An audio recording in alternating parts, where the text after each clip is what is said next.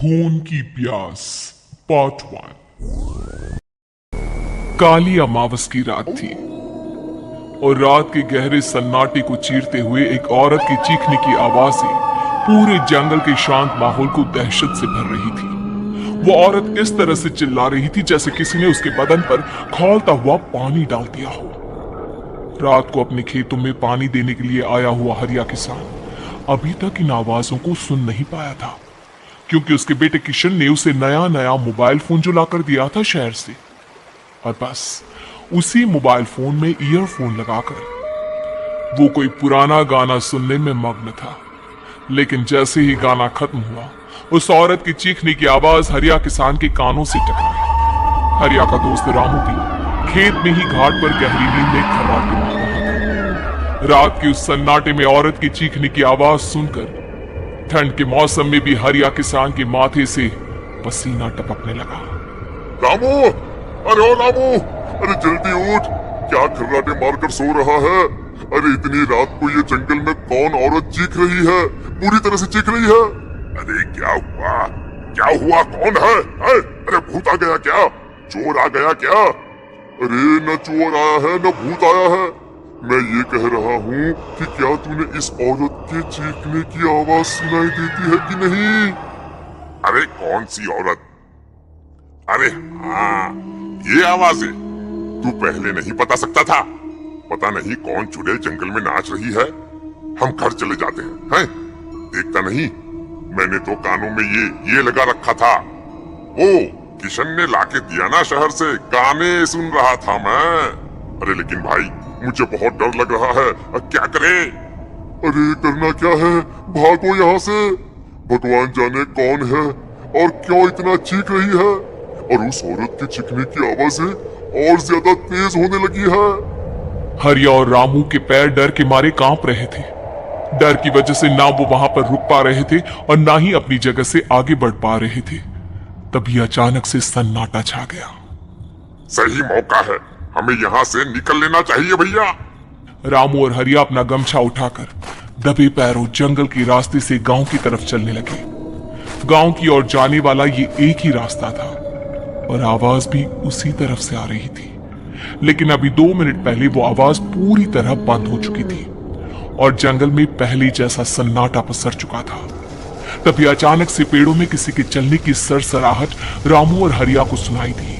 क्या तुमने कोई आवाज सुनी? हाँ यार, ऐसा लग रहा है कोई इस तरफ ही आ रहा है। और तभी अचानक सामने पेड़ से एक साया रामू और हरिया के सामने उल्टा आकर लटक गया। ये देखकर रामू और हरिया की चीख निकल गई। वो दोनों डर के मारे बेहोश हो गए। वो साया जमीन पर आकर खड़ा हुआ। उसने रामू और हरिया के बालों को पकड़कर खींचना शुरू कर दिया। अब तुम गांव वालों में से कोई जिंदा नहीं बचेगा। मैं तुम सबको ले जाकर उस गड्ढे के नीचे दफन कर दूंगी। सबकी जान ले लूंगी, मैं किसी को नहीं छोड़ूंगी। अगली सुबह रामू की पत्नी कमला हरिया के घर आई और उसने हरिया की पत्नी सुमन से अपने पति के बारे में पूछा। सुमन, कल रात को ये तुम्हारे ही पति के साथ गए थे खेत पर, अभी तक लौट कर नहीं आए हैं। हाँ बहन, मैं भी वही सोचकर परेशान हूँ। मेरे पति भी अभी तक खेत से लौट कर नहीं आए। भगवान जाने क्या बात है, दोपहर होने आई है। अब तक तो उन दोनों को लौट कर आ जाना चाहिए था। क्या करे, कैसे पता करे कि वो दोनों कहाँ हैं? मेरा बेटा भी शहर गया हुआ है, वरना उसी को भेज देती खेत पर। बहन, मुझे लगता है कि हम दोनों को वहां जाकर अपने पतियों को ढूंढना चाहिए। ठीक कहती हो तुम, चलो मैं तुम्हारे साथ चलती हूँ। और वो दोनों जंगल के रास्ते खेत की तरफ आगे बढ़ती हैं। वहां जाकर देखती है कि हरिया और रामू आग जलाकर आग के ऊपर कुछ पकाकर खा रहे थे। आप यहाँ पार्टी बना रहे हैं और वहां घर पर हमारी जान सुखी जा रही थी कि कहीं कुछ हो तो नहीं गया? मुझे कुछ नहीं हो सकता। मैं कभी नहीं मर सकता, समझे तो? अरे तबीयत तो ठीक है? ये किस तरह की आवाज में बात कर रहे हैं आप? कुछ हुआ है क्या? कुछ नहीं हुआ, बस जोरों की भूख लग रही थी, इसलिए खाना बनाकर खा रहे थे। अच्छा, इतनी बदबू आ रही है, ऐसा क्या बनाकर खा रहे हैं आप? जरा हमें भी तो बताइए। अरे भाभी, क्यों परेशान हो रही हैं? मांस पकाकर खा रहे हैं। एक जंगली जानवर कल रात को खेत में आ गया था। हम दोनों ने उसे मार दिया और बस उसी का मांस पक रहा है। आप भी खाइए ना, बहुत बहुत ही स्वादिष्ट है। दिमाग खराब हो गया है क्या आप दोनों का? आप दोनों मांस कब से खाने लगे, और वो भी जंगली जानवर का? चलिए अभी कभी घर चलिए। चलेंगे चलेंगे, लेकिन पहले ये मांस तो खत्म कर ले। कुछ देर बाद रामू और हरिया कमला और सुमन के पीछे पीछे गांव की तरफ चल देते हैं। रामू और हरिया की आंखें पहले जैसी नहीं रही थी, उनमें कुछ बदल गया था। रामू अपनी पत्नी कमला के साथ घर चला जाता है और हरिया अपने घर आ जाता है।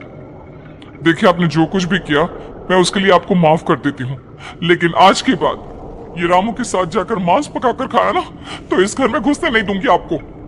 अरे दिमाग मत खराब करो, मैं वहाँ खाट पर लेटकर गाने सुन रहा हूँ, मुझे परेशान मत करना आप। इतना तमाशा खड़ा कर दिया, दोपहर तक घर लौटकर नहीं आए और अब गाने सुनने। लेकिन हरिया घर के बाहर आंगन में जाकर चुपचाप लेट गया और गाने सुनने लगा। गाने सुनते सुनते हरिया को नींद आ गई। सुमन ने उसके कान से ईयर प्लग हटाया और अपने आप से कहा, जरा मैं भी तो सुनकर देखूं, ऐसे कौन से गाने सुनते हैं। उधर मोबाइल में एक अजीब सा गाना बजने लगा।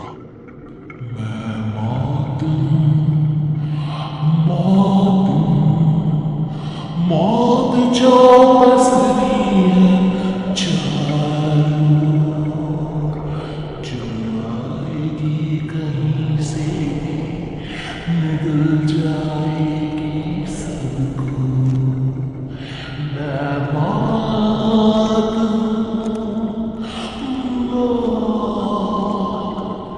अल्लाह छोड़ूंगी नहीं किसी को।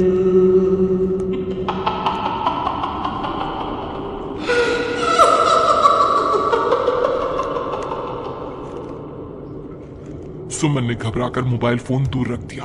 वो बुरी तरह से डर गई थी। तभी अचानक हरिया अपनी नींद से जागा और गर्दन टेढ़ी करते हुए सुमन के पास आया। क्या क्या कर रही थी?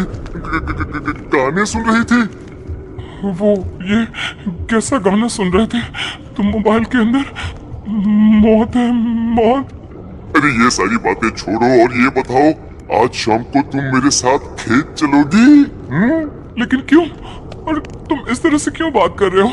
अपनी गर्दन सीधे रखकर बात करो ना।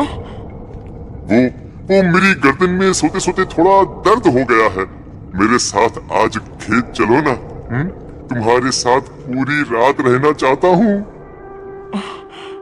कैसी बात कर रहे हैं दिन दहाड़े? जरा भी शर्म नहीं आती क्या? अरे इसमें शर्माने वाली क्या बात है? तुम पत्नी हो मेरी। पूरी रात खेत पर रहता हूँ। मुझे भी तो तुम्हारे पास आने का हक है कि नहीं? अच्छा ठीक है, चलती हूँ आपके साथ खेत पर, लेकिन फिर उस रामू को मत बुलाना। अरे कैसी बातें कर रही हो?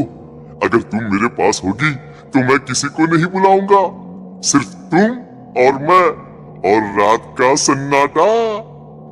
शाम के वक्त हरिया सुमन को अपने साथ खेत पर ले जाता है। आसमान में चांद पूरी तरह से चमक रहा था। हरिया ने अपने खेत में बनी हुई छोटी सी झोंपड़ी के अंदर सुमन को अपने पास बिठा लिया और उसके बालों में हाथ फिराते हुए कहा, कितनी खूबसूरत हो तुम, बहुत सुंदर लग रही हो। एक चांद से भी ज्यादा सुंदर लग रही हो। ऐसी बातें मत करिए ना, मुझे शर्म आती है। अपनी आंखें खोलकर जरा मेरी तरफ तो देखो। अरे देखो तो सही। सुमन ने शर्माते हुए जैसे ही अपनी आंखें खोली, उसके होश उड़ गए। हरिया के बड़े बड़े दांत निकल आए थे और वो पूरी तरह से एक जानवर की तरह नजर आ रहा था। कौन है तुम? तुम मेरे पति नहीं हो। कौन है तुम? मुझे जाने दो। लेकिन हरिया ने सुमन के हाथ को कसकर पकड़ लिया। उसके नुकीले नाखूनों की वजह से सुमन के हाथ से खून बहने लगा था। बहुत दर्द हो रहा है, मुझे जाने दो। कौन हो तुम? क्या करना चाहते हो? वही जो एक आदमी एक औरत के साथ करना चाहता है, और उसके बाद मैं तुम्हें वहीं ले जाऊंगा जहां पर तुम्हारा पति है। क्या मतलब? क्या कहना चाहते हो? कहाँ है मेरा पति? जंगल के बीचों बीच उबलते हुए पानी के तालाब में वही है तुम्हारा पति। चलो चलो, मैं तुम्हें उससे मिलवा देता हूँ, लेकिन उससे पहले तुम्हें मेरी प्यास बुझानी होगी। और इतना कहकर हरिया सुमन के ऊपर जानवरों की तरह टूट पड़ता है। आखिर कौन था वो जानवर, और क्या सुमन उसके शिकंजे से बचकर निकल पाई?